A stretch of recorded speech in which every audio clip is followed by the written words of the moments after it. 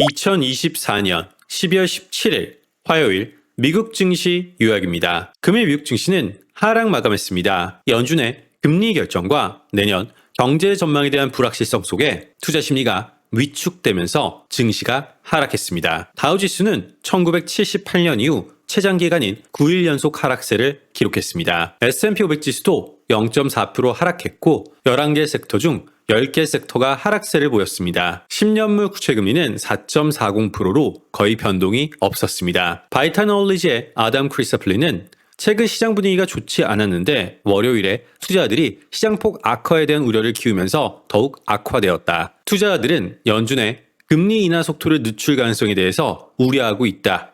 라고 전하였습니다. 경제지표에서는 11월 소매 판매가 자동차 구매 증가에 힘입어 예상보다 강한 모습을 보였으나 자동차를 제외한 소매 판매는 2개월 연속 0.2% 증가에 그쳤습니다. 11월 산업 생산은 예상과 달리 감소세를 보였습니다. BMO 캐피털의 이안 링게는 오늘 발표된 경제 지표들이 이번 주 연준의 금리 결정에 큰 영향을 주지 않겠지만 연준이 내년 초 금리 인상을 중단할 가능성을 시장에 미리 알리려 할 것이다. 라고 전하였습니다. 투자들은 수요일에 있을 연준의 올해 마지막 금리 결정에 주목하고 있습니다. 시장에서는 25bp 금리 인하가 유력할 것으로 예상되지만 내년 금리 정책에 대한 불확실성은 여전히 높습니다. 미국 경제는 회복세를 보이고 있지만 트럼프 당선 이내 보호무역주의 정책으로 인한 인플레이션 우려는 연준의 추가 금리 인하를 망설이게 하는 요인으로 작용할 수 있습니다. 뱅크 오브 아메리카의 브라이언 모이니엔 CEO는 연준이 금리를 현재보다 3차례 더 인하해 3.75% 수준까지 낮출 것으로 예상한다.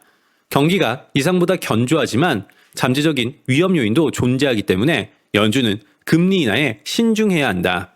이 트레이드의 크리스 라키는 소매 판매와 같은 긍정적인 지표가 더 많이 나온다면 연준이 1월에 금리 인상을 중단할 가능성이 커질 수 있다. 세븐스 리포트의 톰 에세이는 주식과 채권 시장의 향방은 내일 연준의 금리 결정 자체보다는 연준이 2025년 금리 인하 계획에 대해서 어떤 메시지를 내놓는지에 따라 결정될 것이다. 라고 전하였습니다. 화이자 2025년 매출 전망치 발표, 마스터카드 120억 달러 자사주 매입 발표, 퀀텀 컴퓨팅 나사 우주비행센터와 계약 체결, 스텔란티스 미국 정부 삼성 SDI와 스텔란티스가 합작해 건설하는 전기차 배터리 생산 허브에 75.4억 달러 대출 최종 승인 소식이 있었습니다. 2024년 12월 18일 수요일 주요 일정 살펴보겠습니다.